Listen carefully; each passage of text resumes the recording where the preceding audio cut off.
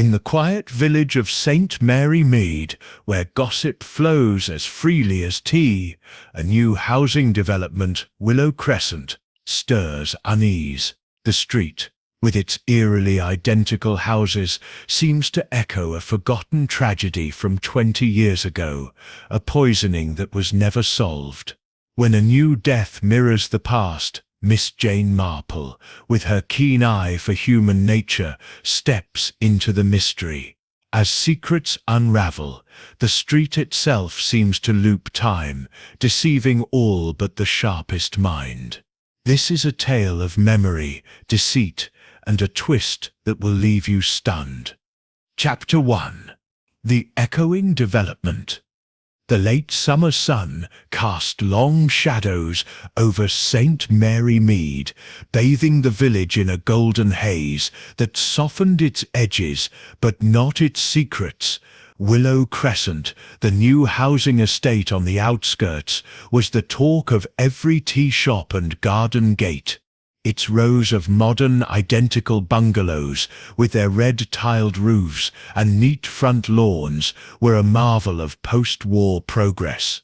Yet, to Miss Jane Marple, knitting quietly in her cottage, they seemed less a triumph than a curiosity, too perfect, too uniform, like a stage set waiting for a drama to unfold. Miss Marple adjusted her spectacles and glanced out her window. From her armchair, she could just see the edge of Willow Crescent, where lorries still rumbled, delivering bricks and dreams to new residents. The estate was home to young families, retired clerks, and a few mysterious newcomers, all drawn by affordable homes and the promise of a fresh start.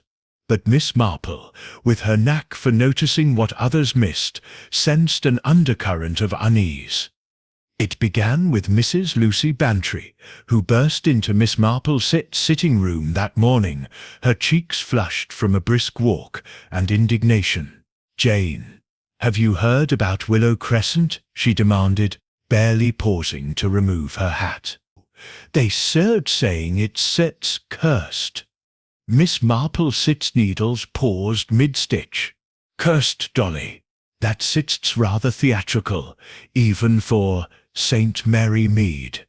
Mrs. Bantry flopped into a chair, fanning herself with a handkerchief. "Theodore Price, that nice young chemist from London, moved into number 12 last month. Yesterday, he was found dead, poisoned, they say. Just like that poor Mrs. Harrow 20 years ago, in the old cottage that stood where the estate is now. It's uncanny, Jane." Miss Marple's sixth eyes sharpened, though her voice remained mild. "Poison, you say? How very interesting, and how very careless of someone to repeat history so precisely." Mrs. Bantry leaned forward, her voice dropping to a conspiratorial whisper. "They're saying it's the same poison, arsenic. And the houses, Jane. People swear they've seen things, lights flickering in empty rooms, curtains moving when no one's home. Phipps at the post office claims she walked down Willow Crescent twice yesterday and ended up at the same house both times, as if the street looped back on itself." Miss Marple smiled faintly. Mrs. Phipps is fond of her sherry dolly, but repetition is curious. "Tell me, who lives in Willow Crescent now?" Mrs. Bantry, delighted to share gossip, rattled off names. "There's Mr. and Mrs. Ellis at number 10, newlyweds terribly sweet but secretive. Miss Clara Vane at number 14. A spinster who keeps to herself, bit odd, if you ask me. Then there's Dr. Whittaker at number 11, a retired physician with a temper, and young Tommy Reed at number 13, who's always tinkering with radios. Oh, and Mrs. Harrow's nephew, Gerald Harrow, moved into number 15 last week. He's been asking questions about his aunt's death, stirring things up." Miss Marple nodded, her mind already threading connections, "and the police. Inspector Craddockset's been called in from Much Benham. He still want to see you, no doubt. But Jane, what do you make of it? A street that repeats itself, a poison from the past. It sets like a ghost story. Not a ghost, Dolly, Miss Marple said softly, her needles resuming their rhythm. Ghosts don't sit, need arsenic. But people do, and people, I find, are rarely as original as they think. That afternoon, Miss Marple took her usual stroll, her black lace-up shoes tapping lightly on the pavement. She passed the village green, where children played, and Mrs. Phipps lingered, eyeing her suspiciously. As she approached Willow Crescent, the air seemed to shift, heavier somehow, as if the estate carried a memory it couldn't shake. The bungalows stood in perfect rows, their windows glinting like unblinking eyes. She paused at number 12, where Theodore Price had met his end. A constable stood guard, his face pale. Miss Marple noted the tidy garden, the open gate, and a faint smell of chemicals lingering in the air. "Good afternoon, officer," she said brightly. "Such a tragedy. Price have many visitors." The constable, caught off guard, stammered, "Not sure, ma situm. Inspector Craddockset's handling things." "Of course," Miss Marple said, her smile disarming. "I one sets keep you. But do tell the inspector. I said be happy to chat. These new estates can be so disorienting." As she turned back toward home, Miss Marple's eyes lingered on the street. Number 12, number 13, number 14, they blurred together, identical in every detail. Yet something, perhaps the angle of a shadow or the tilt of a curtain, felt wrong. Harrow, poisoned all those years ago, and of Theodore Price, dead in the same way. Coincidence or a pattern, carefully woven by someone who thought they could outwit time itself? Back in her cottage, Miss Marple settled with a cup of tea, her mind alive with possibilities. Willow Crescent was no ordinary street. It was a puzzle, and she intended to solve it, one house, one secret at a time. What did you think of the eerie start to Miss Marple's latest mystery? Where are you reading this from? Perhaps a cozy village like St. Mary Mead, or somewhere entirely different? Drop your location below and share your thoughts. If you're hooked on this tale of repeating streets and hidden poisons, subscribe to the channel for the next chapter and join Miss Marple in unraveling the truth.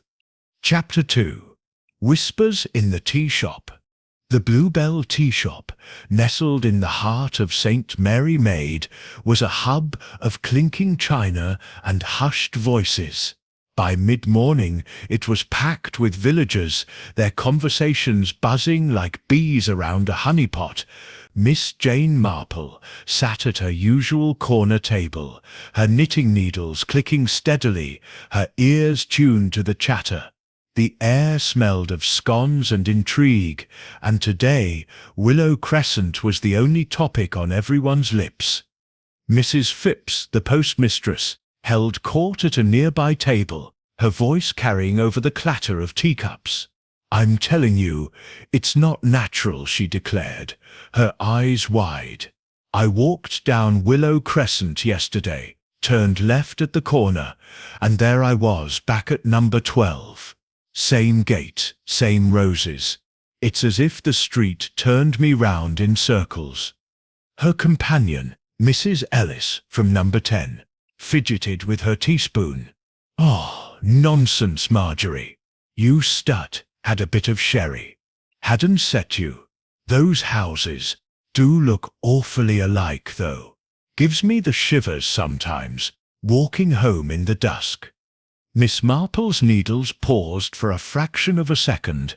She noted Mrs. Ellis's nervous glance, the way her fingers twisted the spoon. "Newlyweds," Mrs. Bantry had said. "But secretive. Interesting." Across the room, Tommy Reed, The young man from number 13 slouched in a chair, his fingers stained with grease from his radio repairs.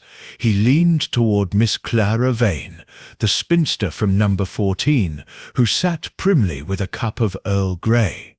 "It's not the street that's odd," Tommy said, his voice low but clear to Miss Marple's sharp ears. "It's the people, that Gerald Harrow, poking about, asking about his aunt. What's he after? Eh?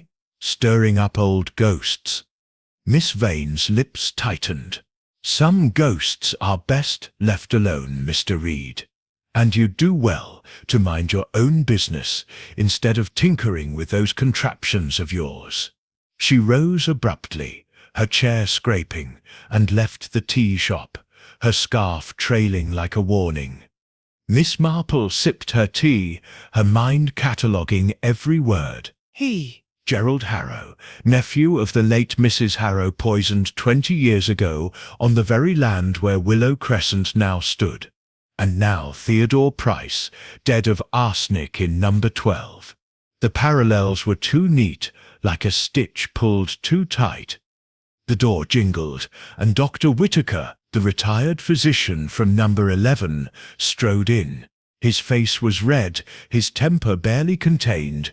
"Ridiculous gossip," he snapped, not bothering to lower his voice as he ordered a pot of coffee. "Poison, curses, repeating streets, utter rot. Price probably mishandled his own chemicals. Chemists, always meddling with dangerous things." Mrs. Phipps bristled. "Well, I know what I saw, Doctor. And Mrs. Harrow Sip's death was never solved, was it? Maybe someone Sip's picking up where they left off." Dr. Whitaker snorted, but Miss Marple noticed his hand tremble slightly as he took his cup. Fear or something else? She made a mental note to ask Mrs. Bantry about the doctor's history. As the tea shop emptied, Miss Marple lingered, her knitting a pretext for observation. She thought of the old cottage, long demolished, where Mrs. Harrow had died. Arsenic, slow and cruel, in her tea. No one had been charged, though suspicions had swirled around a jilted lover, a greedy nephew, even a jealous friend. The case had faded, but now Willow Crescent seemed to resurrect it, house by house, shadow by shadow. She rose, tucking her knitting into her bag, and stepped into the sunlight. The tea shop's whispers followed her, each one a thread in the tapestry of deceit she was beginning to unravel. Someone in Willow Crescent knew more than they were saying, and Miss Marple intended to find out who. Chapter 3. The First Poisoned Cup. The morning mist clung to Willow Crescent, softening the sharp edges of its identical bungalows. Miss Jane Marple stood at the entrance to the estate, her umbrella tucked under one arm, her eyes scanning the quiet street. Number 12, where Theodore Price had died, was cordoned off with police tape, fluttering like a warning in the breeze. A small crowd of villagers hovered nearby, their whispers a low hum of curiosity and fear. Miss Marple approached the constable on duty, a young man with a nervous twitch. "Good morning, Constable Reed," she said, her voice gentle but firm. "Might I have a word with Inspector Craddock? I believe he sits expecting me." The constable hesitated, then nodded, ushering her toward the bungalow. Inside, Inspector Craddock stood in the tidy living room, his notebook open, his brow furrowed. He was a tall man, with sharp eyes, and a manner that suggested he respected Miss Marple's insights more than he admitted. "Miss Marple," he greeted, offering a chair. "I was hoping you'd stop by. This case is peculiar." "Peculiar is a kind word, Inspector," Miss Marple replied, settling into the chair. Her eyes roamed the room, a modest fireplace, a shelf of chemistry books, a tea tray on the sideboard with a single cup, its rim stained faintly green. "Arsenic, I presume?" Craddock Sit's eyebrows rose. You Sit's heard, then? Yes, arsenic, confirmed by the coroner, found in that cup. She gestured to the tray. Price drank his tea around 8 in the evening, alone, as far as we know, dead by midnight. No signs of a struggle, no forced entry. Miss Marple tilted her head. And the tea? Where did it come from? His own supply, kept in a tin in the kitchen. We're testing it, but it looks clean so far. The arsenic was likely added to the cup itself. Craddock's voice grew grim. Just like Mrs. Harrow 20 years ago. Same poison, same method, same spot. Her cottage stood exactly where this house is now. How very precise, Miss Marple murmured, her fingers brushing the edge of her shawl. And Mr. Price, what do we know of him? 32, chemist, moved here from London for a quieter life, kept to himself, though he was friendly enough with the neighbours. No enemies we found. But Craddock hesitated. He was asking questions about the Harrow case. Tuffy visited the village archives last week, digging up old records. Miss Marple Sit's eyes gleamed. Was he? Now, that's Sit's most interesting. And his visitors? The constable mentioned none, but young men are often distracted. Craddock smiled faintly. You don't miss much, do you? We start checking, but no one starts come forward. The neighbours claim they saw nothing unusual, though Mrs. Ellis at number 10 mentioned a delivery boy lingering near the gate that evening. Miss Marple nodded, her mind already weaving possibilities. A delivery boy could be anyone, or no one. She rose, her gaze lingering on the tea tray. Might I see the garden, Inspector? Fresh air does wonders for clarity. Outside, the garden was as neat as the house, with roses in full bloom and a small shed in the corner. Miss Marple paused by the gate, noting a faint scuff mark in the dirt, as if someone had stood there, watching. She bent down, pretending to adjust her shoe, and spotted a tiny scrap of paper caught in the hedge, yellowed with faded ink. She slipped it into her pocket, without a word. As she straightened, Mrs. Ellis appeared at the fence of number 10, her face pale. Miss Marple, that's dreadful. Isn't it? Poor Mr. Price. We only spoke to him last week, my husband and I. He seemed so ordinary. Ordinary people often have the most interesting secrets. Mrs. Ellis, Miss Marple said kindly. Did you notice anyone calling on him? A friend, perhaps? Mrs. Ellis Sit's eyes flickered. No one. Well, except that boy with the groceries. But he sits always about, delivering for Mr. Jenkins Sit's shop. She hesitated, then added, though, I did see Miss Vane walking past late that evening. She looked in a hurry. Miss Marple thanked her, and turned back toward the street, her mind racing. The scrap of paper in her pocket felt like a clue, though she couldn't yet say why. Willow Crescent stretched before her, its houses staring back, each one a mirror of the next. But mirrors, she knew, could hide as much as they revealed. Chapter 4. Inspector Craddock arrives. The late afternoon sun dipped low over St. Mary Mead, casting a warm glow that did little to dispel the chill settling over Willow Crescent. Miss Jane Marple sat in her garden, her knitting idle in her lap, her thoughts tangled in the mystery of Theodore Price's death. The scrap of paper she'd found in the hedge at number 12 lay on the table before her, its faded ink barely legible. Meet me at 8. Trust no one. The handwriting was hurried, the paper brittle with age, as if it had been torn from a letter written years ago. yet it had been caught in a hedge planted only weeks before. Miss Marple's lips pursed. Time, it seemed, was playing tricks in Willow Crescent. Her musings were interrupted by the crunch of gravel on the path.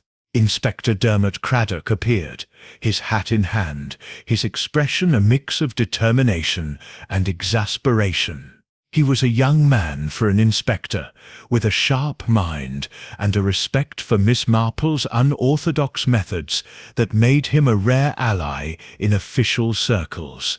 "Miss Marple," he said, bowing slightly, "I hope I'm not disturbing you. I need your thoughts on this business at Willow Crescent. It's getting murkier by the hour." "Not at all, Inspector," Miss Marple replied, gesturing to a wicker chair. "A cup of tea, perhaps? It does help one think." She rang a small bell, and her maid Cherry bustled out with a tray. As the tea steamed, Miss Marple studied Craddock. His tie was slightly askew, a sign of long hours and little progress. "Tell me, what new shadows have fallen on our mystery?" Craddock sighed, accepting a cup. "Theodore Price's death is definitely murder. The coroner's report confirms arsenic, a lethal dose, administered in his tea. No fingerprints on the cup but his own. And the tea tin in the kitchen was clean. Whoever did this was careful. Too careful. We've interviewed the neighbors, but their stories are as identical as their houses. No one saw anything. No one heard anything, except for Mrs. Ellis mentioning that delivery boy again. And then there's this." He produced a small evidence bag containing a vial, its label faded but marked with a chemist's insignia. "Found in Price's shed, hidden under a floorboard. It's arsenic, all right, but old, possibly from the 1930s.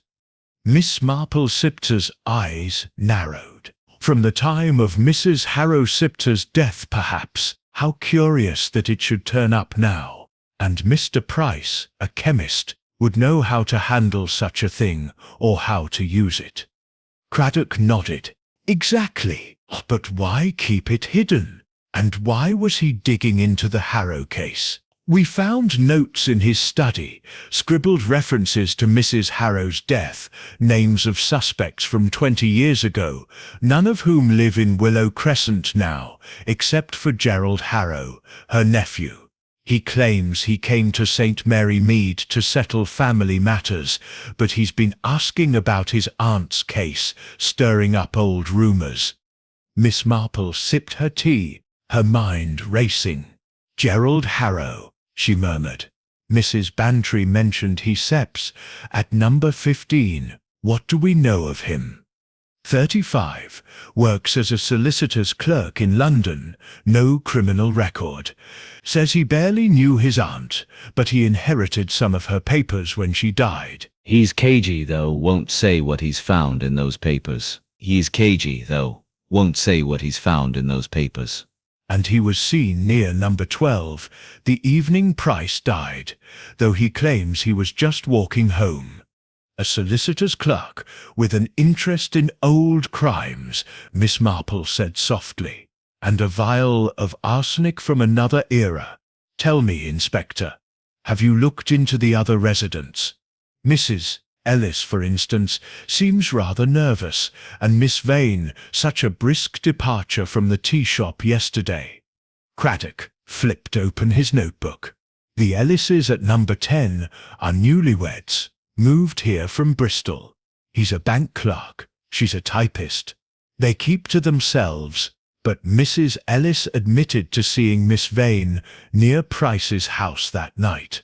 Miss Clara Vane, number 14, is a retired governess, 62, no family, no apparent connection to Price or Mrs. Harrow. She's prickly, refused to say much. Then there's Dr. Whittaker, at number 11, retired physician, bit of a curmudgeon. He claims he was home all evening, reading.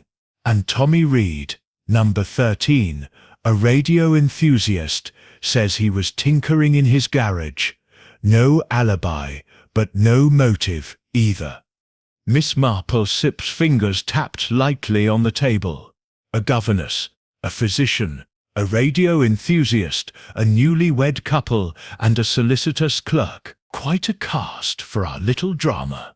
And a delivery boy Mrs. Ellis keeps mentioning. We tracked him down. Jimmy Clark, 16, works for Jenkins' shop, says he delivered groceries to Price at 7. Left immediately. No reason to doubt him, but we're checking his story. Craddock leaned forward. Miss Marple, you've a knack for seeing what I miss. What do you make of this? The arsenic? The notes? The Harrow connection? It's like the past is bleeding into the present. Miss Marple gazed at the scrap of paper on her table, its cryptic message burning in her mind. The past always leaves echoes, Inspector. But echoes can be distorted. This street, with its identical houses, feels like a mirror reflecting something old and dangerous. I wonder if Mr. Price found something in those archives, something someone didn't want uncovered. She paused, her voice softening. Have you considered the layout of Willow Crescent? All Mrs. Phipps swears she walked in circles, ending up at the same house. It's fanciful, but perhaps the street itself holds a clue. Craddock frowned. The street? That's just a row of houses, built in a loop to save space. The architect's plans are standard, nothing unusual. Standard, yet disorienting. Miss Marple said, I'd like to see those plans, if I may, and perhaps a walk through Willow Crescent tomorrow with you. I find that patterns, whether in knitting or in streets, reveal themselves when you follow the thread. Craddock smiled, a rare warmth breaking through his fatigue. You stir a marvel, Miss Marple. I still arrange it, and I still have those plans sent over. But be careful, this killer sits clever, and they stir watching. As Craddock left, Miss Marple picked up the scrap of paper, turning it over in her hands. Meet me at 8. Trust no one. The words felt like a warning from another time, yet they had been left in a new hedge on a new street. She thought of Mrs. Harrow, poisoned in her cottage, and Theodore Price, poisoned in its place. The houses of Willow Crescent stood in their perfect rows, but something or someone was weaving a pattern far less perfect and far more deadly. Chapter 5. Miss Marple's Curious Stroll. The morning was crisp, with a hint of autumn creeping into the air as Miss Jane Marple set out for Willow Crescent. Her black lace-up shoes tapped a steady rhythm on the pavement, her umbrella swinging lightly at her side, though the sky was clear. In her handbag, tucked beside her knitting, was the scrap of paper from number 12's hedge.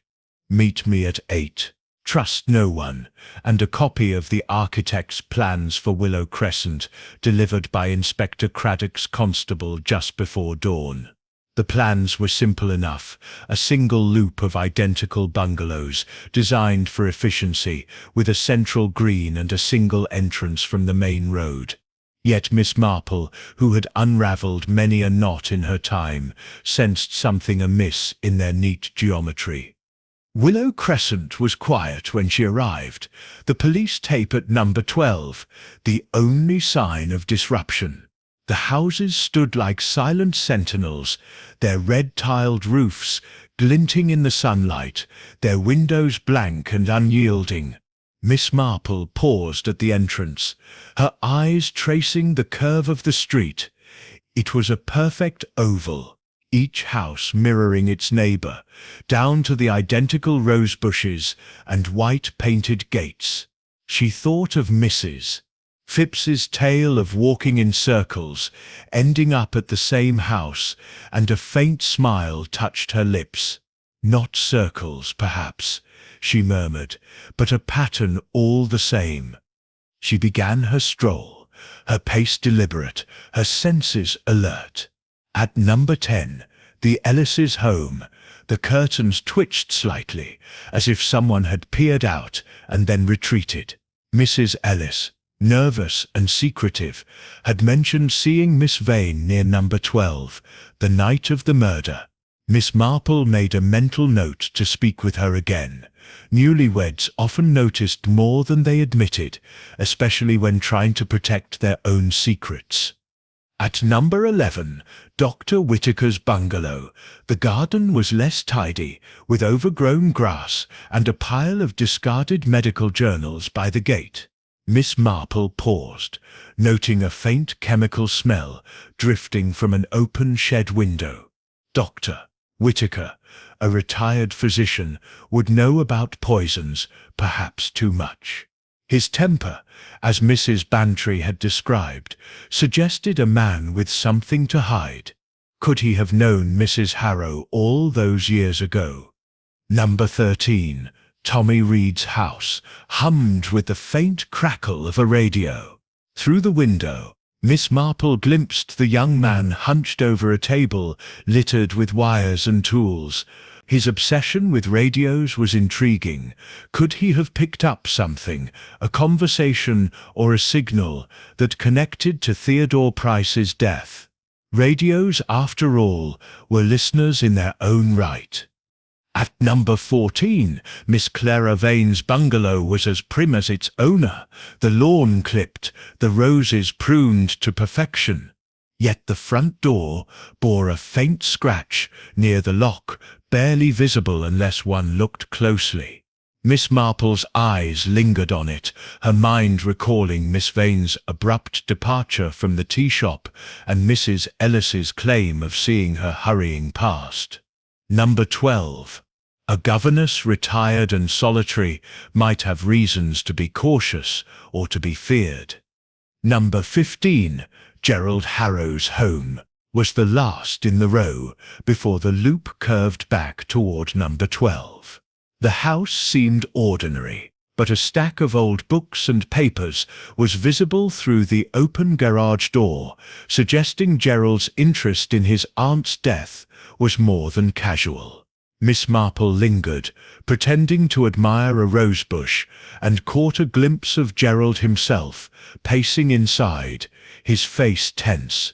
He was younger than she'd expected, with sharp features and a restless energy. A solicitor's clerk, Craddock had said, but one with questions about a 20-year-old crime. As she completed her circuit, Miss Marple stopped again, at number 12. The police tape fluttered, and the constable on duty nodded to her, clearly accustomed to her presence. She studied the house, its facade identical to the others, yet marked by death. The hedge where she'd found the scrap of paper was neatly trimmed, but she noticed something new, a faint indentation in the grass, as if someone had stood there repeatedly, watching the house. She bent down, her fingers brushing the ground, and found a tiny metal button, tarnished but engraved with a chemist's insignia. It matched the vial Craddock had shown her, hidden in Price's shed. Her heart quickened, though her face remained serene.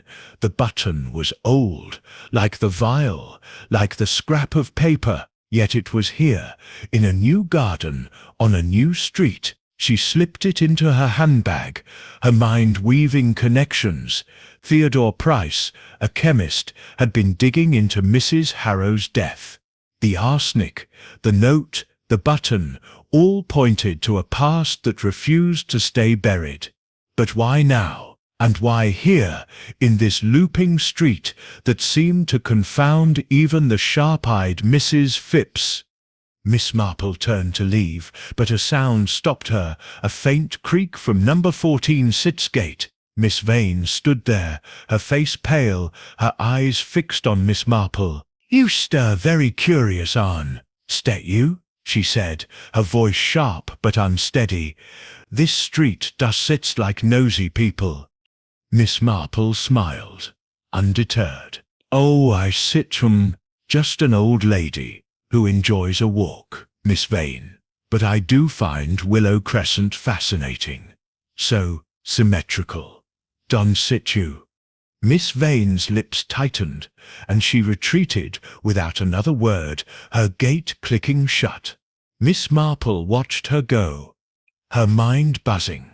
The street was a puzzle, its houses a facade for secrets. The button in her handbag felt heavier now, a clue to a crime that spanned decades. She thought of the architect's plans waiting at home and resolved to study them tonight. If Willow Crescent was repeating itself, it was because someone wanted it to, someone who knew how to weave a pattern so clever it could fool a village. As she walked back to St. Mary Mead, the houses of Willow Crescent seemed to watch her, their windows glinting like eyes. Miss Marple's steps were steady, but her mind was alight with questions.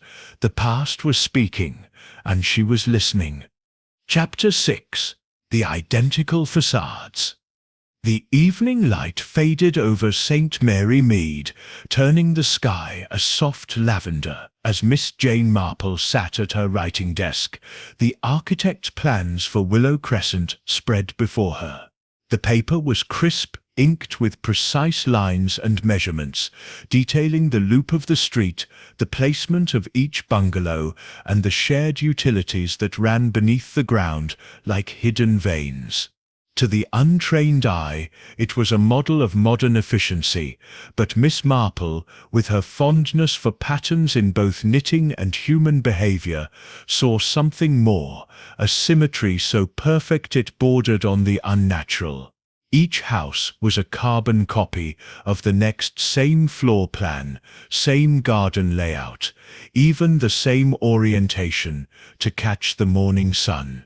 Identical facades, she murmured, tracing a finger along the curve of the street, but facades can hide so much.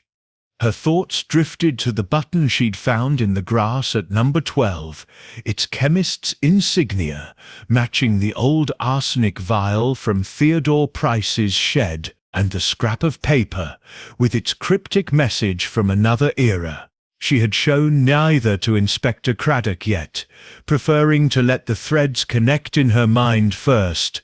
The past and present were entwined here, like vines on a trellis, and pulling too hard might snap the fragile links. A knock at the door interrupted her reverie. Cherry, her maid, ushered in Mrs. Dolly Bantry, her face flushed with excitement. "Jane, I set been to Willow Crescent, couldn't set resist a peek after all the talk, and you one set believe what I heard from Mrs. Ellis. She sets in quite a state." Miss Marple set aside the plans and motioned for Dolly to sit. "Do tell." "Dolly, Mrs. Ellis seemed rather on edge during my stroll this morning. What sits troubling her?" Mrs. Bantry leaned forward, her voice dropping to a dramatic whisper. "She says her husband, Mr. Ellis, has been acting strangely ever since they moved in, late nights in the garage, whispering on the telephone. And last night, after Mr. Price's death, he came home with mud on his shoes, mud from Willow Crescent's gardens, she swears, but he claims he was at the pub in Much Benham. Jane, do you think he's involved?" Miss Marple's eyes twinkled faintly. "Newlyweds often have their secrets, Dolly, but mud on shoes is hardly evidence of murder. Still, it's worth noting. What else did she say?" "Oh, plenty. She mentioned seeing Tommy Reed, that radio chap from number 13, arguing with Dr. Whittaker outside number 11 just yesterday. Something about interference. Tommy was shouting about his radios picking up strange signals, and the doctor told him to mind his own business or he'd regret it. And Miss Vane, Mrs. Ellis, saw her slipping a note under Gerald Harrow's door at number 15, early this morning. A note, Jane. What could a retired governess have to say to Mrs. Harrow's nephew?" Miss Marple nodded slowly, filing away the details. interference and notes. How intriguing. I think it sets time. I paid a visit to Willow Crescent again. Perhaps under the cover of twilight, when facades are hardest to maintain.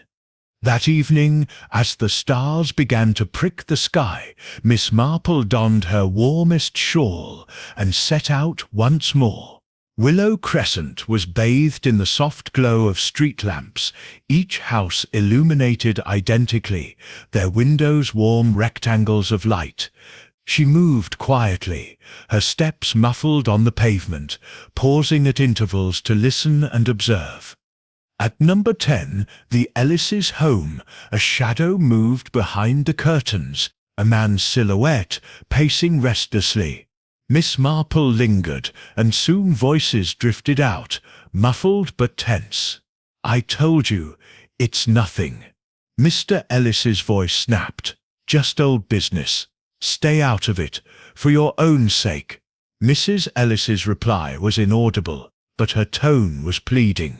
Miss Marple moved on, her mind noting the strain in their words. Old business. Could it connect to the Harrow case?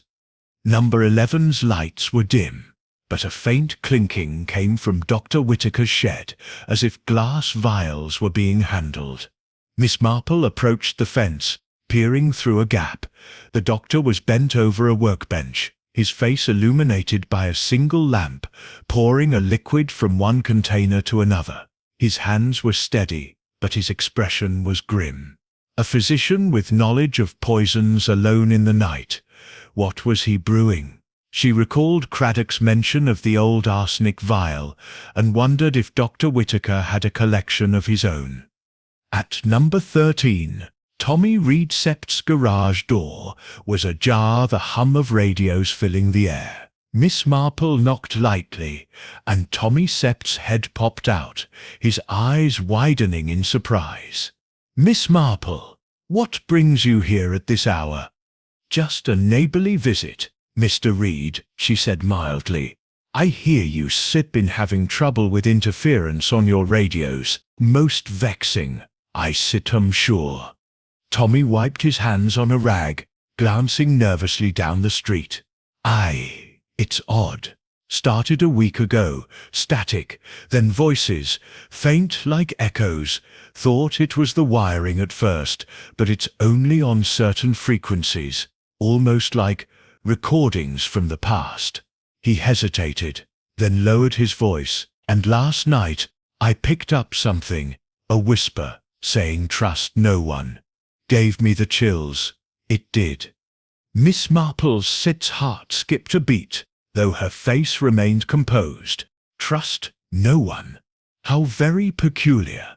And you argued with Dr. Whittaker about it?" Tommy flushed. "He accused me of spying on the neighbours with my equipment. Said if I didn't stop, he'd report me. But I no spy. Miss Marple, just a tinker." "Of course," she said soothingly. "But do be careful. Echoes can be deceptive." As she left, Miss Marple's mind raced.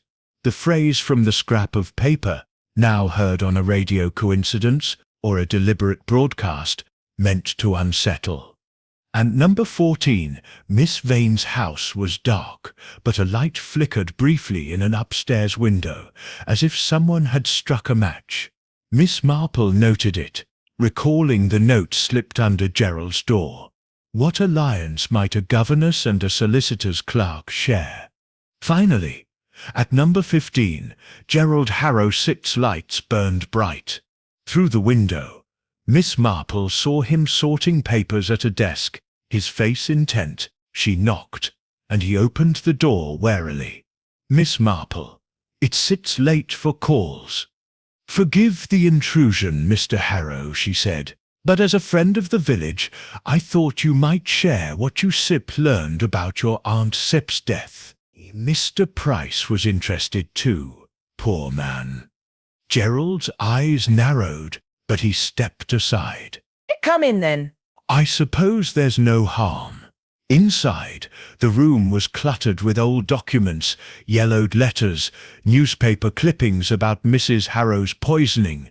"My aunt was murdered, I'm sure of it," Gerald said bitterly. "Arsenic in her tea, and the suspects, a lover who vanished, a friend who inherited, even the local doctor back then, Whittaker's predecessor.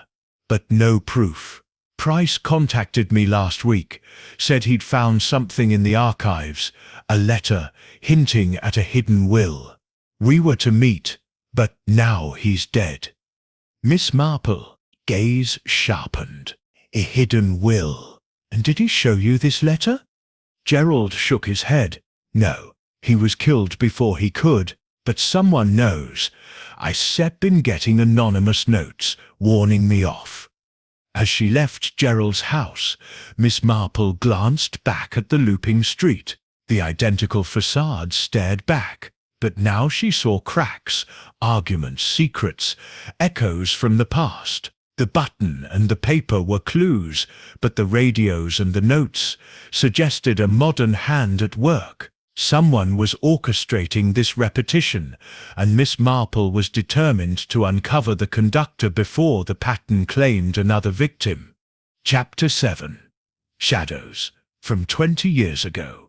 The fire crackled softly in Miss Jane Marple's sitting room, casting flickering shadows on the walls as she pored over a stack of yellowed newspapers and village records borrowed from the St. Mary Mead archives. The clock on the mantel ticked steadily, marking the late hour, but Miss Marple's eyes were alert, her mind delving into the past like a gardener uncovering long-buried roots.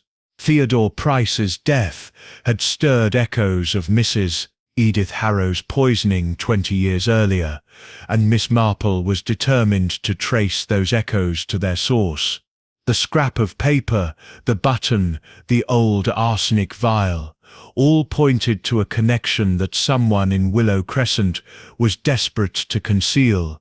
She adjusted her spectacles and turned to a clipping from 1935, the headline bold even after decades: "Mysterious Death in St. Mary Mead. Local widow poisoned." The article detailed how Mrs.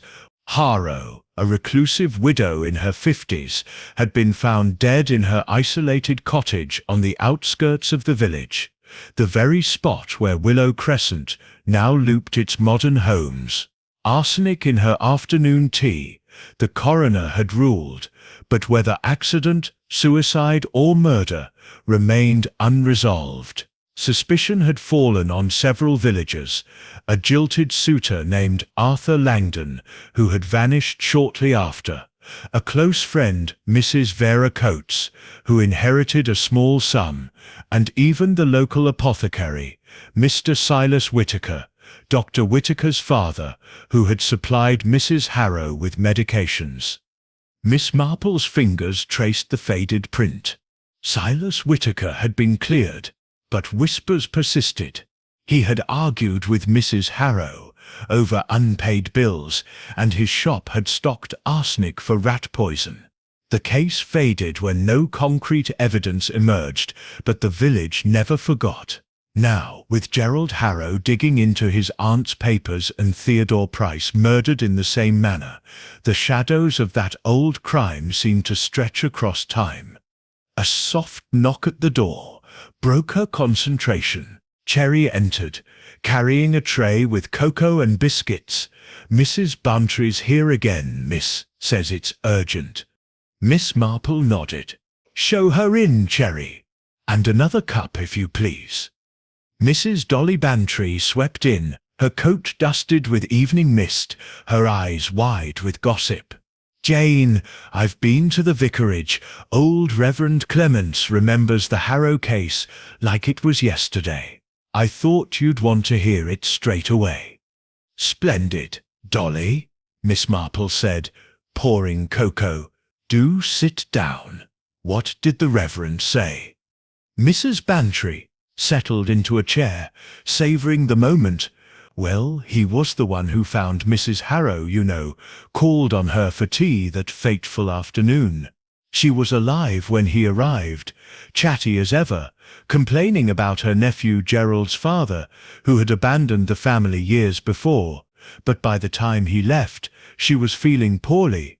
Next morning, she was dead. The Reverend always suspected foul play, said Mrs. Harrow had mentioned a secret letters she was about to reveal, something about a hidden inheritance from her late husband. Miss Marple's cup paused mid-sip. A secret letter. How intriguing. And did this letter ever surface? No. Vanished like smoke. The police searched the cottage, but nothing. Reverend Clements thinks someone stole it that day, perhaps a visitor who came after him. Mrs. Bantry leaned forward. And get this, among her regular callers was Silas Whittaker delivering her tonics. He was there that morning, arguing about money. And Vera Coates, her friend, dropped by with scones in the afternoon, just before the Reverend. Miss Marple's mind whirred. Vera Coates. Could she be connected to someone in Willow Crescent? Vera Coates, she murmured. What became of her? Died 10 years ago, but she had a daughter, Clara Vane, Jane. Miss Vane from number 14 is Vera's daughter. She changed her name after marrying briefly, but it's her. The Reverend confirmed it. A chill ran through Miss Marple, though the fire burned bright. Miss Vane, the prickly governess, daughter of a suspect in Mrs. Harrow's death, and now living next to the site of the crime, slipping notes to Gerald Harrow. That's a thread worth pulling, Jolly. And Dr. Whittaker, his father, was the apothecary. Does the Reverend recall anything about him? Mrs. Bantry nodded vigorously. Oh yes, Silas was a bitter man, lost his wife young, raised his son alone. The boy, our Dr. Whittaker, was just a lad then, but he helped in the shop. Reverend thinks young Whittaker might have known more than he let on, said he was always tinkering with chemicals, even back then. Miss Marple set down her cup, her eyes distant, tinkering, like Tommy Reed with his radios, and Dr. Whittaker still handling vials in his shed. The past casts long shadows. Dolly. The conversation turned to Gerald Harrow, the nephew seeking answers. Mrs. Bantry had heard from Mrs. Phipps that Gerald had visited the archives too, requesting the same files Price had. He's convinced there's a cover-up, Dolly said. Thinks his aunt's hidden will would make him rich, if it exists. As Mrs. Bantry left, promising more tidbits tomorrow, Miss Marple returned to her clippings. She found a small notice from 1936. Arthur Langdon, the jilted suitor, had been spotted in London, but never questioned again. No photo, but a description: tall, dark-haired, with a scar on his cheek. Miss Marple wondered if he had descendants, or if he himself might still be alive, though he'd be in his 80s now. Her thoughts shifted to the present. The anonymous notes to Gerald, the radio whispers echoing the scrap of paper's message, the old button in the new grass. Someone was resurrecting the past, perhaps to bury it deeper. Was it Miss Vine, protecting her mother's memory? Whittaker, hiding his father's guilt? Or Gerald himself, staging a drama for gain? Miss Marple rose, extinguishing the lamp. Tomorrow she would confront Miss Vane, politely of course, and see what shadows stirred. The clock struck midnight, its chimes echoing like warnings from 20 years ago. In Willow Crescent, the identical houses slept, but their secrets did not. Chapter 8. The Repeating Visitor. The sun rose pale over St. Mary Mead, its light filtering through the lace curtains of Miss Jane Marple's cottage like a hesitant visitor.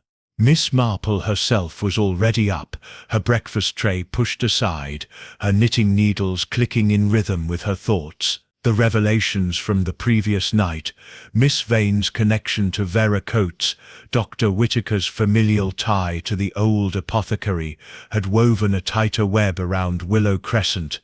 But webs, she knew, could ensnare the innocent as well as the guilty. Today she resolved to visit Miss Vane and tug gently at those threads. As she prepared to leave, a letter arrived, slipped under her door by an unseen hand. The envelope was plain, the handwriting unfamiliar, sharp, angular strokes that suggested haste or anger. Inside, a single sheet read, "The past repeats because it must. Stop meddling, or you'll join them." Miss Marple's eyebrows rose slightly, but her composure remained intact. Threats were common in such cases, like weeds in a garden, but they often revealed more about the sender than the recipient. She tucked the letter into her handbag, alongside the scrap of paper and the button, and set out for Willow Crescent. The street was busier this morning, with residents emerging for their daily routines. At number 10, Mr. Ellis hurried out, briefcase in hand, casting furtive glances over his shoulder. Mrs. Ellis watched from the window, her face drawn. Miss Marple noted the tension. Newlyweds should be carefree, not shadowed by secrets.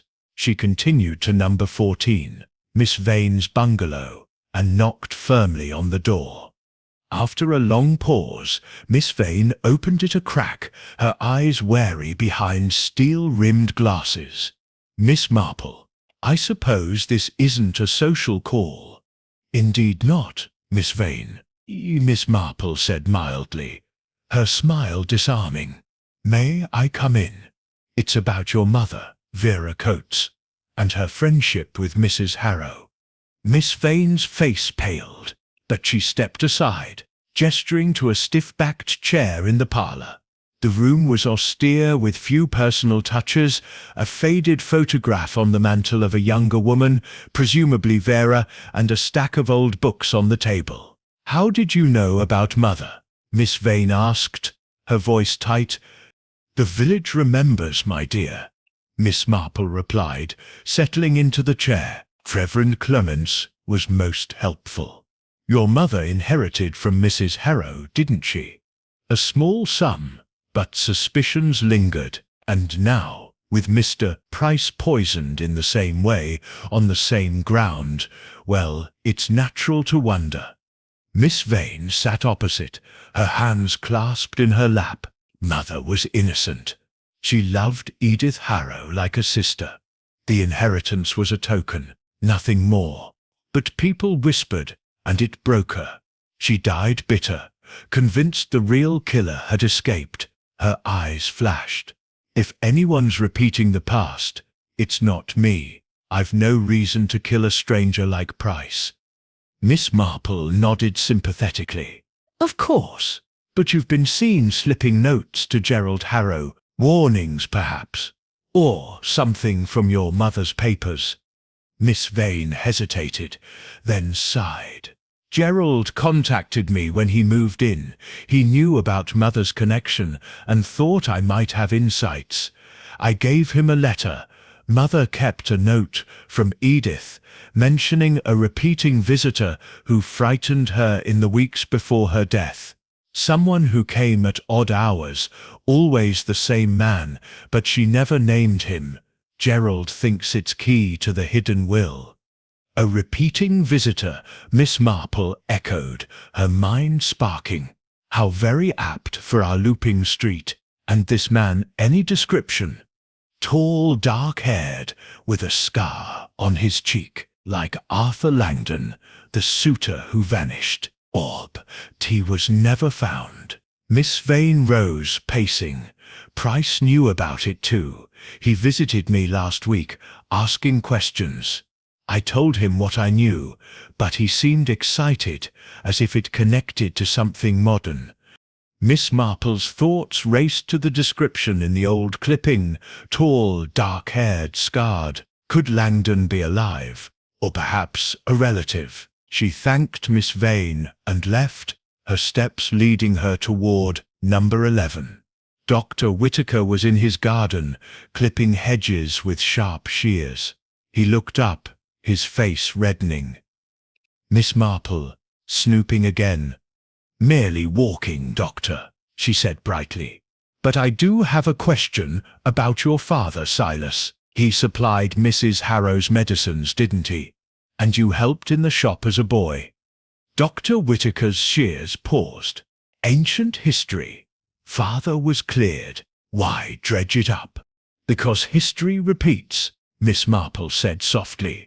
"Mr. Price found an old arsenic vial in his shed, your father's insignia, and you've been seen handling chemicals at night." The doctor's grip tightened on the shears. "That vial? Nonsense. I don't know how it got there. As for my shed, I'm mixing tonics for my arthritis, perfectly harmless." But his eyes darted away, and Miss Marple noted the lie in his voice, subtle as a dropped stitch. As she moved on, Tommy Reed emerged from number 13, waving her over. "Miss Marple, I picked up more on the radio last night. Same whisper, trust no one, but clearer, and a name Langdon. Mean anything?" "Quite a bit, Mr. Reed," she replied, her pulse quickening. "Have you told the inspector?" "Not yet. Thought I'd tinker some more." He grinned sheepishly. "It's like a ghost signal, repeating every hour." A ghost signal, repeating like the visitor. Miss Marple thanked him and continued to number 15. Gerald Harrow was home, sorting more papers. "Another visit, Miss Marple? I've found something. The letter from my aunt that Price mentioned. It hints at a witness to her poisoning, a delivery boy who saw someone leaving the cottage." "A delivery boy," Miss Marple murmured. "Like young Jimmy Clark today, but 20 years ago. Who?" Gerald shrugged. "Doesn't say. But the witness claimed the visitor was scarred, like Langdon." The pieces were aligning, but the picture was still blurred. As Miss Marple left Willow Crescent, she spotted a figure at the street's end, a tall man, dark-haired, turning away quickly. She glimpsed a scar on his cheek before he vanished around the bend. Her heart raced. The repeating visitor from the past, or a modern impersonator? Back home, Miss Marple sat with her knitting, the threat letter before her. The handwriting matched the angular script on Miss Vane's note to Gerald. But was it a warning or a diversion? The scarred man, real or staged? And the radio whispers, Tommy's doing, or someone broadcasting fear. The shadows from 20 years ago were lengthening, and Miss Marple sensed the killer was close, repeating history to rewrite it. Chapter 9. Hidden Letters and Lies. The afternoon sun hung low in the sky, casting elongated shadows across the village green, as Miss Jane Marple made her way back to her cottage, her mind abuzz with the sighting of the scarred man at the edge of Willow Crescent. He had vanished too quickly for her to follow, but the glimpse of his profile, tall, dark-haired, with that distinctive scar, matched the description of Arthur Langdon from the old clippings. Was it possible Langdon would be an old man now, if alive at all? Or was this an impostor, dressed to evoke the past, and sow confusion? Miss Marple's steps were measured, but her thoughts raced ahead, piecing together the puzzle of repeating visitors and echoed crimes. Back home, she settled into her armchair, pulling out the threat letter from her handbag. The past repeats, because it must. Stop meddling, or you'll join them. The paper was modern, the ink fresh, but the sentiment reeked of desperation. She compared it to the scrap from number 12's hedge. Meet me at 8. Trust no one. And noted similarities in the angular script. Could the same hand have written both? And the radio whispers Tommy Reed had heard, were they broadcasts of these very words, designed to haunt and mislead. A rap at the door announced Inspector Craddock, his face etched with fatigue, but his eyes sharp. "Miss Marple, I've got news from the lab. The arsenic in Price's cup matches the old vial from his shed. Same vintage, same composition. It's as if someone dug up a relic from the Harrow case and used it again." Miss Marple nodded, offering him tea. "Relics have a way of resurfacing, Inspector, like old letters." Gerald Harrow mentioned one from his aunt, hinting at a witness, a delivery boy who saw a scarred man leaving the cottage. Craddock's notebook flipped open. "We've checked young Jimmy Clark, the current delivery boy. His alibi holds. He was at Jenkins' shop all evening, but 20 years ago. The archives list a boy named Tommy Briggs, delivered groceries to Mrs. Harrow. He's in his 30s now, lives in Much Benham. We'll question him." "Tommy Briggs," Miss Marple murmured, "and our Tommy Reed coincidence in names, or more?" Craddock frowned. "Reed's from London, no local ties, but I'll look into it." Meanwhile, we've searched Price's house again. Found a hidden compartment in his desk. Letters, dozens of them, some from the 1930s, addressed to Mrs. Harrow. Miss Marple's interest piqued. "Hidden letters? What do they say?" "Love letters, mostly, from Arthur Langdon. Passionate, pleading. But one stands out, dated a week before her death. 'I know your secret, Edith. The will is mine, by right. Meet me at 8, or I'll expose everything. Trust no one.' Sound familiar?" "Very," Miss Marple said, producing the scrap from her handbag. "This was in Price's hedge, and the radio whispers Tommy heard match it. Someone's recreating the past, letter by letter." Craddock examined the scrap. Where did Price get these letters, and why hide them? "Perhaps he found them in the foundations when the estate was built," Miss Marple suggested. "The cottage was demolished, but secrets bury deep, or someone planted them for him to find." The inspector pocketed the scrap. "I'll have forensics check. But there's more. Lies among the neighbours. Mrs. Ellis claimed she was home alone the night of the murder, but a witness saw her walking toward number 12. Around 8, and Mr. Ellis, his pub alibi in Much Benham, fell apart. No one remembers him." Miss Marple's needles, idle until now, began to click. Newlyweds with secrets. Perhaps Mr. Ellis is not who he seems. And Miss Vane, she admitted slipping notes to Gerald, but denied writing threats. Yet the handwriting matches. Craddock rose. "I'll confront the Ellises. You be careful, Miss Marple. This killer's weaving a noose with old threads." After Craddock left, Miss Marple decided on action. She phoned Mrs. Bantry, who arrived breathless with more gossip. "Jane, I spoke to old Mrs. Jenkins at the shop. She remembers Tommy Briggs, the delivery boy from 35.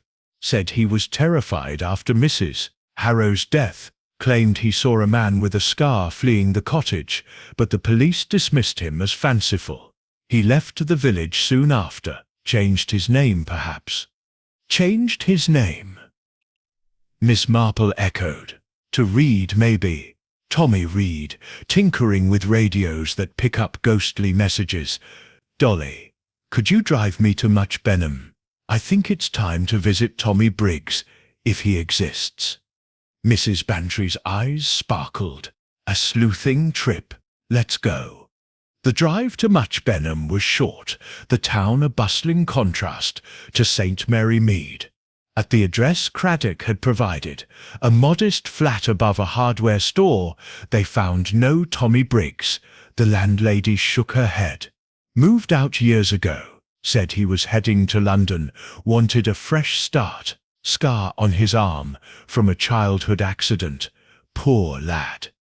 Back in the car, Mrs. Bantry exclaimed, "No Briggs. But the name change. Do you think Tommy Reed is him? Possible, Miss Marple said.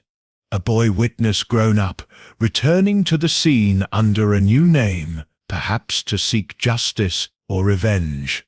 That evening, Miss Marple returned to Willow Crescent, the street lamps flickering on as dusk fell. She knocked at number 13. Tommy Reed opened the door, his face paling at her expression. Miss Marple, more radio questions. Not radios, Mr. Reed, or should I say, Briggs, the delivery boy who saw the scarred man 20 years ago. Tommy slumped, inviting her in. The garage was a mess of wires and speakers. How did you know? The name, the tinkering. Your father was a mechanic, wasn't he? And the scar on your arm, hidden, but there. She gestured to his sleeve. He sighed, sinking into a chair. I was 14, delivering to Mrs. Harrow. Saw a man leave, scarred cheek, angry. Told the police, but they said I imagined it. Haunted me. Changed my name. Moved away. But when Willow Crescent was built, I came back. Bought number 13 to watch, to listen. My radios, I rigged them to broadcast old messages, echoes from letters I found buried in the garden. Thought it would flush out the killer. Letters like trust to no one? Miss Marple asked gently. Yes. Price found some too. We compared notes. He was close to something. But I didn't kill him. I was here, broadcasting to scare the guilty. Miss Marple studied him. A lie to uncover truth. But lies breed danger. Who else knows? No one. But I saw Mrs. Ellis arguing with Price that day, and Dr. Whitaker. He caught me digging once, threatened me. As Miss Marple left, the street seemed to close in, its houses whispering lies. Tommy's confession was a breakthrough, but his broadcasts were a red herring. The real killer was still hidden, letters in hand, ready to poison again. And the scarred man, who was he, if not a ghost? Chapter 10. The Clock That Ticked Twice.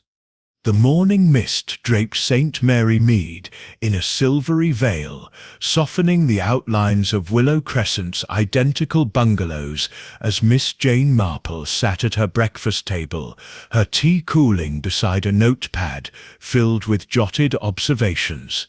The revelations from Tommy Reed, once Tommy Briggs, the delivery boy who witnessed a scarred man fleeing Mrs. Harrow's cottage 20 years ago, had added a new thread to the tapestry of this mystery.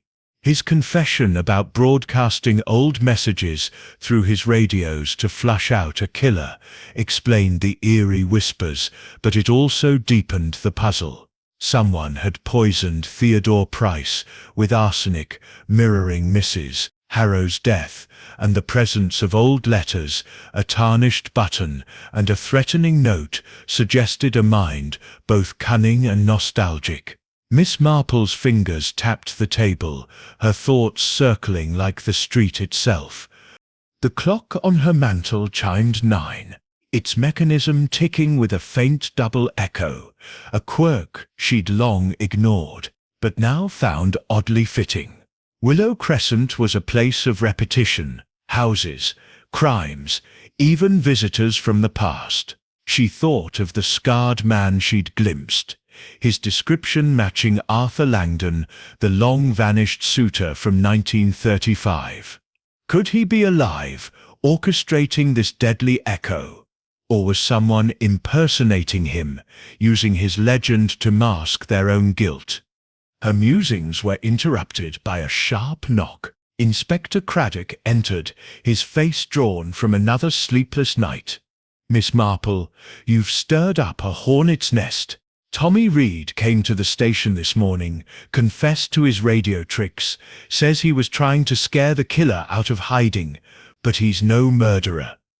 His alibi checks out. He was tinkering in his garage when Price died, witnessed by a neighbor's maid.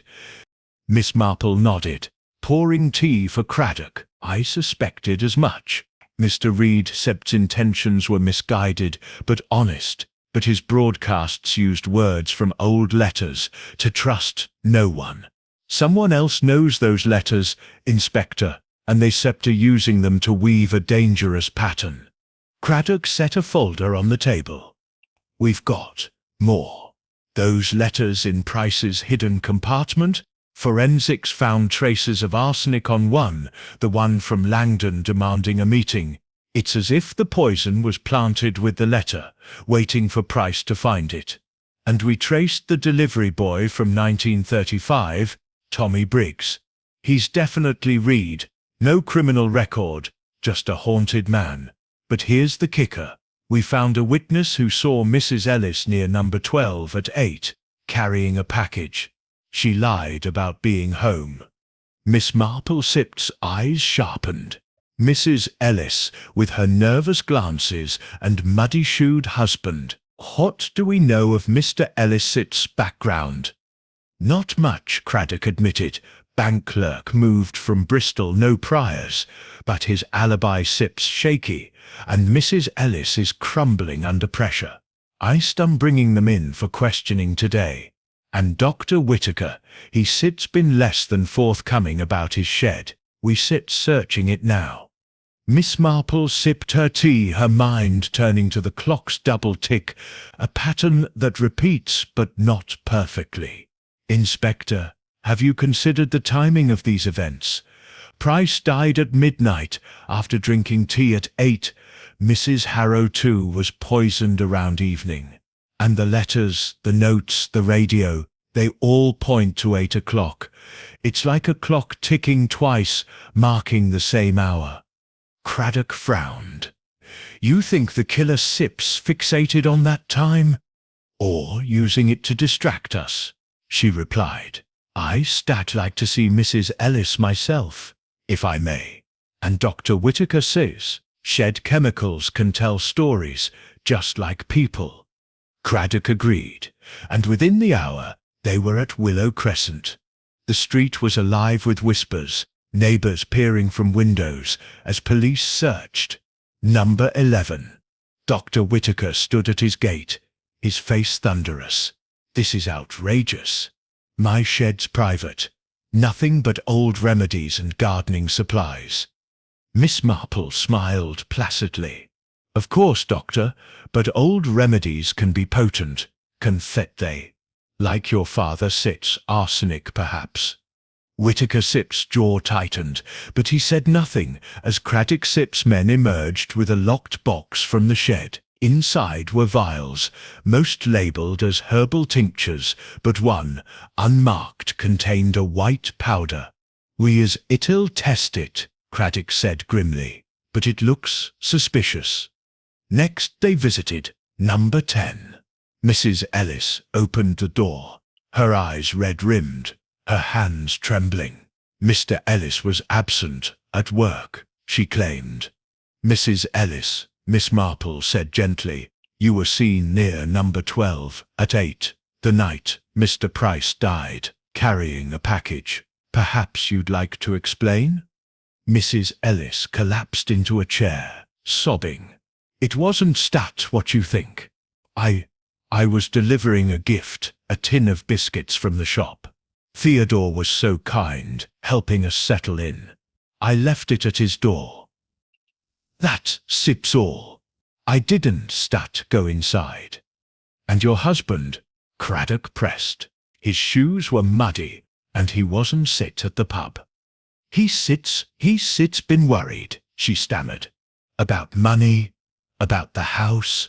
He walks at night, that's all. Please, he's not a killer. Miss Marple noted the panic in her voice, the half-truths. A tin of biscuits, she murmured. Did Mr. Price invite you in for tea, perhaps? No, I just left it and went home. But her eyes darted to a side table, where a photograph showed the Ellises on their wedding day.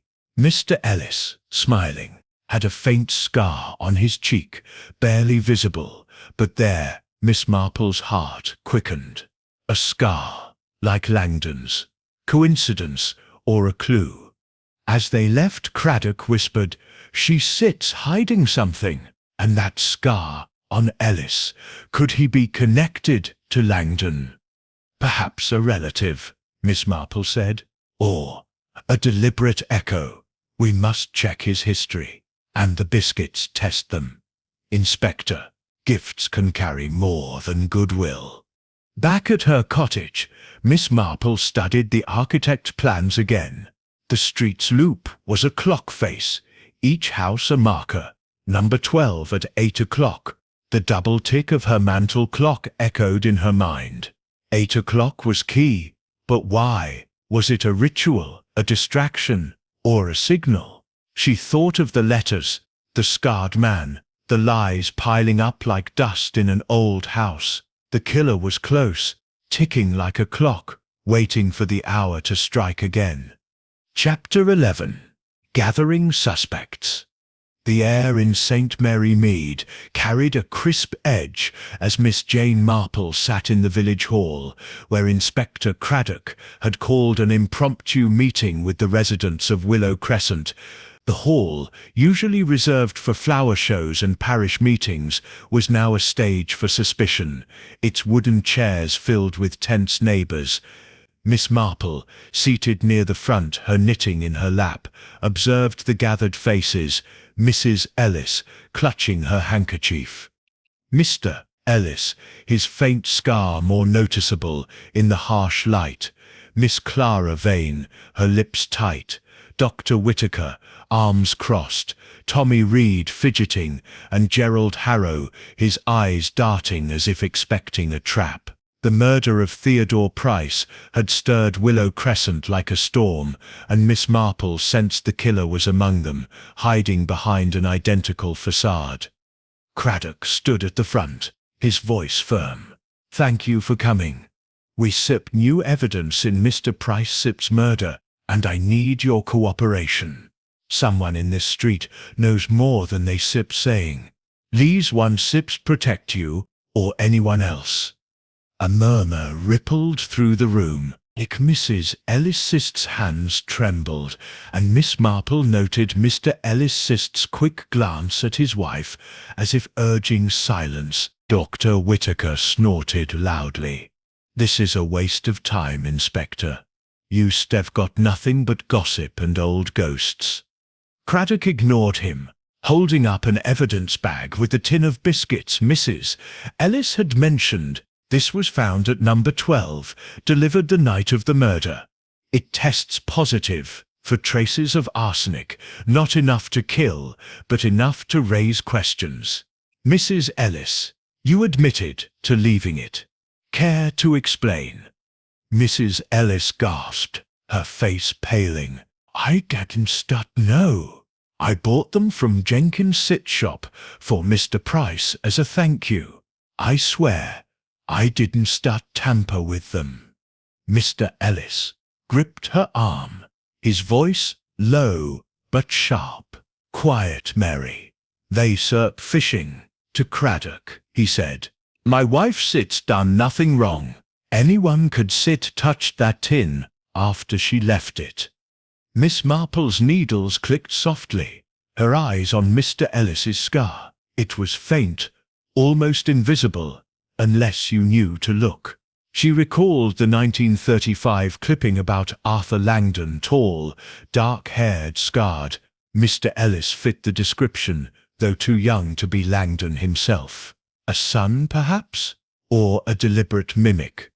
Miss Vane spoke up, her voice cutting through the tension. "This is absurd. You sit all chasing shadows. My mother was blamed for Mrs. Harrow's death, and now you sit looking at me because I live here. I told Mr. Price about her letters. That sits all. I sit no part in this." Gerald Harrow leaned forward, his solicitous composure fraying. "Then why slip notes under my door, Miss Vane, warning me to stop asking about my Aunt Seed's will? Someone doesn't want the truth out, and Price died for it." Miss Vane's cheeks flushed, but before she could reply, Tommy Reed jumped in. Enough. I've admitted to the radio broadcasts, trying to shake things up, but I didn't kill anyone. I saw someone that night, though, near number 12, after 8, tall, dark-haired, moving fast. Couldn't see his face. To see his face. The room stilled. Miss Marple sit's gaze flicked to Mr. Ellis, whose jaw tightened. Craddock pounced. "Mr. Reed, why didn't you report this sooner?" Tommy shrugged, sheepish. Thought it was just a neighbor, but with all this talk of a scarred man from years ago, it sits eerie. Dr. Whittaker stood, his temper flaring. "This is nonsense. You store all pointing fingers. But what about me? My father was slandered in Stulse 35, and now you stir searching my shed, implying I stir's brewing poison. That vial in Price Stulst's shed wasn't Stulst mine." Miss Marple spoke at last, her voice gentle but clear, "Yet it bore your father sit's insignia, doctor, and you've been seen handling chemicals at night. Forgive me, but old habits, like old crimes, tend to repeat." The room erupted in protests, but Craddock raised a hand. "Enough. We're testing the powder from Dr. Whittaker's shed, and the biscuits, and we've traced Mr. Ellis's background. He's not from Bristol as claimed. His birth certificate lists a London orphanage, no parents named. Care to clarify, Mr. Ellis?" Mr. Ellis' sixter scar seemed to darken as he stood. "I don't need to you my life story. I still am a bank clerk. Nothing more. My wife and I came here for a fresh start, not to be dragged into your witch hunt." Mrs. Ellis sobbed, and Miss Marple noted the fear in her eyes, not just for herself, but for her husband. A secret bound them, but was it murder? She thought of the threat letter in her handbag, its angular script matching Miss Vane's note to Gerald. Was Miss Vane deflecting suspicion, or was someone framing her? As the meeting broke up, Craddock pulled Miss Marple aside. "We sit closing in, but it sits a tangle. The biscuits suggest a second attempt at poisoning, but the arsenic in Price's tea was the killer, and Ellis sits past. He sits hiding something. Any thoughts?" Miss Marple's eyes twinkled. "Many, Inspector. The biscuits are a distraction, I think, meant to implicate Mrs. Ellis, who's too nervous to be a mastermind. But Mr. Ellis's scar and false history, they echo Langdon too closely. And Miss Vane's notes, Dr. Whittaker's vials, Gerald's obsession with the will, they're all threads in the same pattern. I suggest you watch number 10 tonight. Something tells me our repeating visitor may return." Craddock nodded, assigning a constable to shadow the Ellises. As Miss Marple left the hall, she passed Willow Crescent, its houses glowing under the street lamps. The gathering had exposed lies, but the truth was still hidden, ticking like a clock set to strike again. She thought of the old letters, the scarred man, the arsenic-laced tin. The killer was here among these neighbors, their facades cracking under pressure, and Miss Marple was certain the next move would come at 8 o'clock, when the street secrets repeated once more. Chapter 12. The Unseen Pattern. The twilight settled over St. Mary Mead like a velvet curtain, softening the edges of Willow Crescent's uniform bungalows as Miss Jane Marple stood at her cottage window, her eyes fixed on the distant glow of the estate. The village hall meeting had left tensions raw, with accusations and denials swirling like leaves in a storm. Mr. Ellis's dubious past, Mrs. Ellis's arsenic-laced biscuits, Miss Vane's cryptic notes, Dr. Whitaker's suspicious vials, Tommy Reed's ghostly broadcasts, and Gerald Harrow's fixation on a hidden will all pointed to a killer weaving a tapestry of repetition, echoing Mrs. Harrow's unsolved murder from 20 years ago. Miss Marple's mind hummed with connections, each clue a stitch in a pattern only she could see. She glanced at the architect's plans on her table. The loop of Willow Crescent, a perfect oval, its houses aligned like hours on a clock face. Number 12. Where Theodore Price died, sat at the 8 o'clock mark, a detail that nagged at her. The scrap of paper, meet me at 8. Trust no one. The radio whispers, the poisoned tea at 8. It was all too deliberate. The killer was staging a performance. But for whom and why? The threat letter in her handbag, its angular script matching Miss Vane's note to Gerald, suggested a single hand behind the warnings, but the scarred man Miss Marple had glimpsed hinted at a deeper deception. Was he Arthur Langdon's ghost, a relative, or a fraud? A soft tap at her door broke her reverie. Inspector Craddock entered, his face taut with urgency. Miss Marple, we've got movement. My constable watching number 10 saw Mr. Ellis slip out an hour ago, heading toward the estate's central green.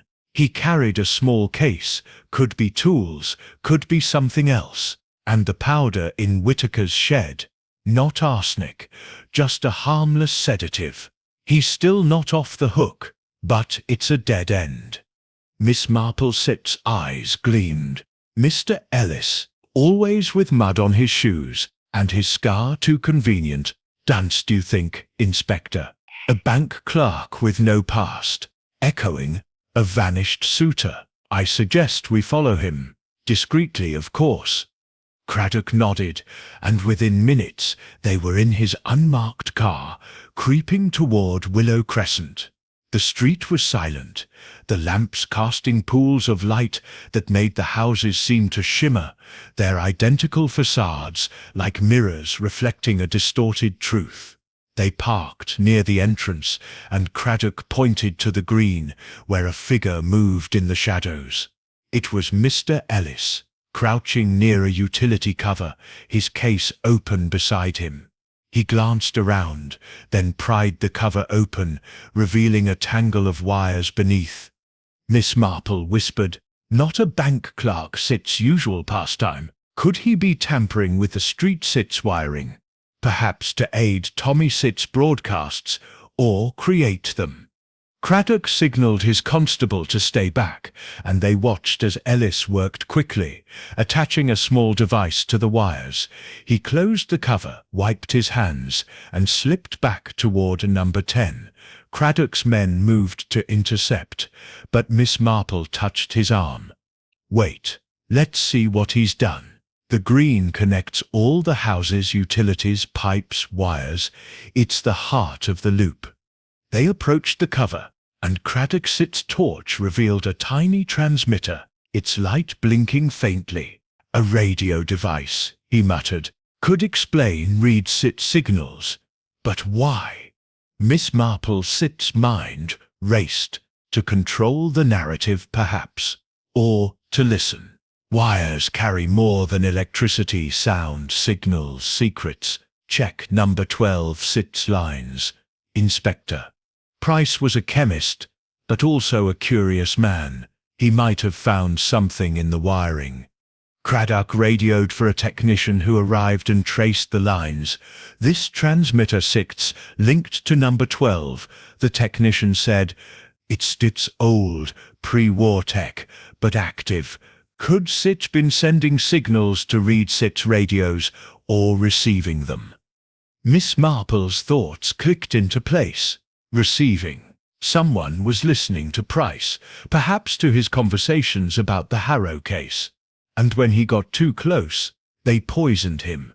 But the transmitter, it's old, like the arsenic, the letters, the button.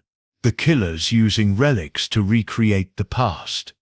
They returned to number 10, where Craddock confronted Mr. Ellis. He opened the door, his scar stark in the lamplight, his wife hovering behind. "What's this about?" he demanded. Craddock held up the transmitter. "Found this in the green. Care to explain?" Ellistet's face hardened. "I don't know what that is. I was checking the drains blocked again. Ask the council." Mrs. Ellis clutched his arm, her voice breaking. "John, tell them. They've been out there every night, digging wiring. Tell me that's not what I fear." Ellis pulled away. That's nothing, Mary. Stay out of it." Miss Marple stepped forward, her voice soft but piercing. "Mr. Ellis, your scar is most interesting. It reminds me of Arthur Langdon, a man tied to Mrs. Harrowsit's death. Your past is a mystery, and mysteries, I find, hide motives. Were you listening to Mr. Price, or ensuring his silence?" Ellis P's eyes flickered, but he held firm. "I no Langdon. I got this scar in a childhood accident. I am just a clerk, trying to live quietly." Craddock arrested him for questioning, and as they led him away, Mrs. Ellis collapsed sobbing. Miss Marple stayed with her, offering tea and gentle words. "My dear, what has your husband been doing in the green?" Mrs. Ellis whispered. "He's been obsessed with the estate's wiring since we moved in. Said he found something. Old plans, hidden in our attic. They showed a secret line from the old cottage to the village. He thought it was valuable, said it could make us rich." Miss Marple's heart quickened. A secret line, perhaps a telephone or radio link from Mrs. Harrow's time, preserved in the new estate. Had Price discovered it too?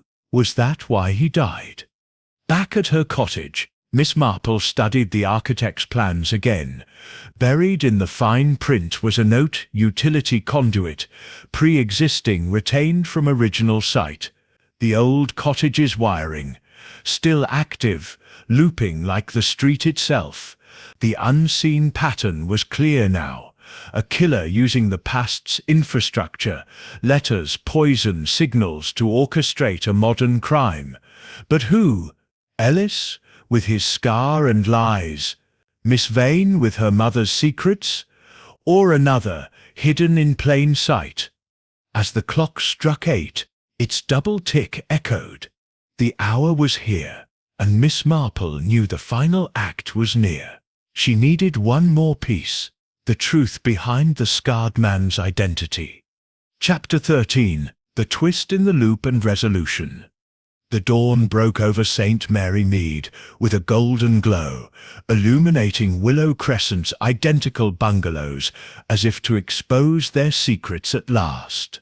Miss Jane Marple sat in her parlour, the architect's plans spread before her, alongside the scrap of paper, the tarnished button, and the threatening letter. The unseen pattern was clear now. A killer had used the past, old letters, arsenic, radio signals, even the looping street itself, to recreate Mrs. Harrow's murder and silence Theodore Price. The scarred man, echoing Arthur Langdon, was the final clue, but Miss Marple suspected he was no ghost. The truth lay in the present, hidden among the neighbours' lies. She had arranged for Inspector Craddock to gather the residents of Willow Crescent at number 12 that morning, under the pretense of a final evidence review. The house, still cordoned off, smelled faintly of chemicals and dust, its tea tray a grim reminder of Price's death. As the suspects filed in, Mr. and Mrs. Ellis, Miss Vane, Dr. Whitaker, Tommy Reed, and Gerald Harrow, Miss Marple stood quietly by the fireplace, her knitting in hand, her eyes sharp. Craddock began, his voice steady. "We've uncovered the truth about the wiring in the green. A pre-war telephone line from Mrs. Harrow's cottage, reactivated to transmit signals. Someone used it to eavesdrop on Mr. Price, who was close to exposing a killer. We've also traced the arsenic in the biscuits and the tea, both from a stockpile hidden in the estate's foundations, left from 1935. Mrs. Ellis gasped, clutching her husband. See, Psalm. Mr. Ellis, his scar stark in the morning light, glared. You star, accusing me because of a mark on my face. I told you, it's seeds from a childhood fall. Miss Marple spoke softly, her voice cutting through the tension. A scar can be a coincidence, Mr. Ellis, but your lies are not. You claimed to be from Bristol, yet your past traces to a London orphanage. And those late-night visits to the Green, tampering with wires. You weren't fixing drains, were you?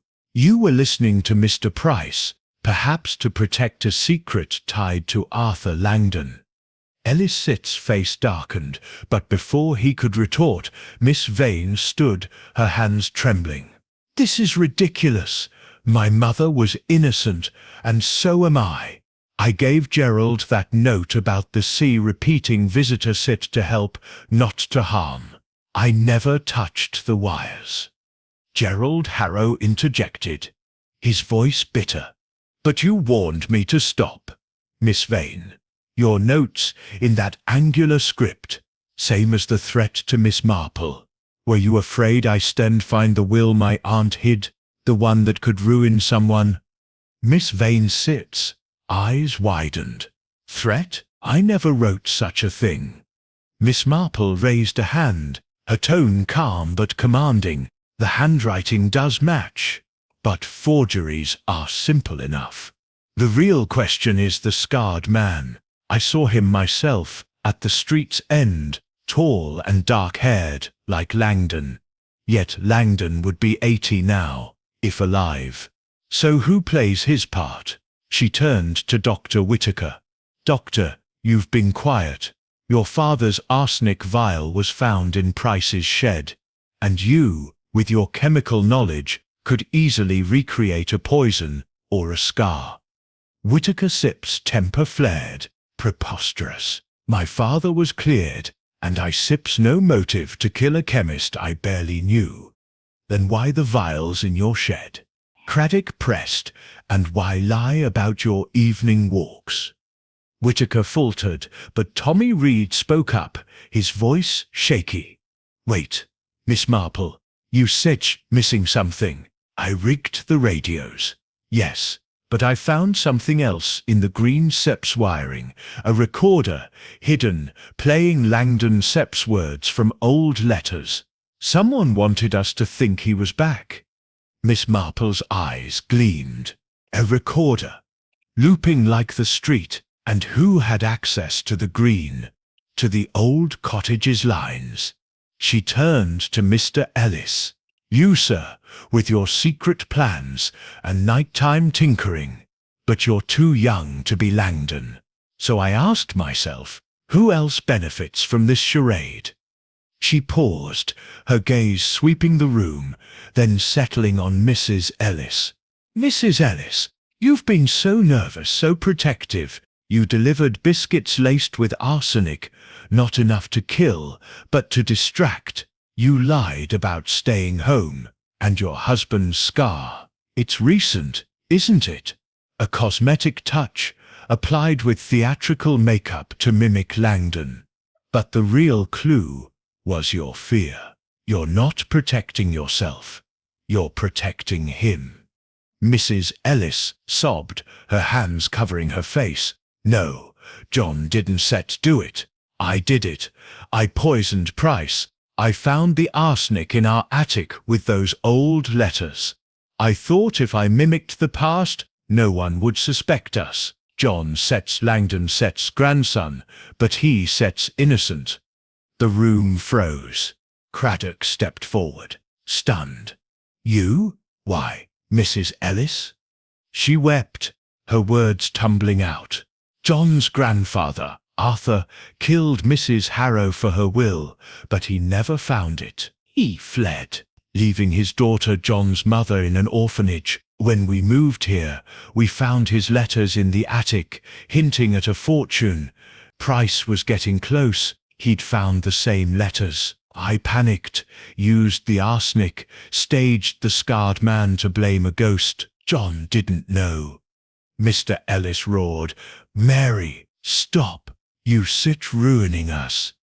Miss Marple shook her head. "No, Mr. Ellis, you ruined yourself. You knew your wiring, your lies about Bristol.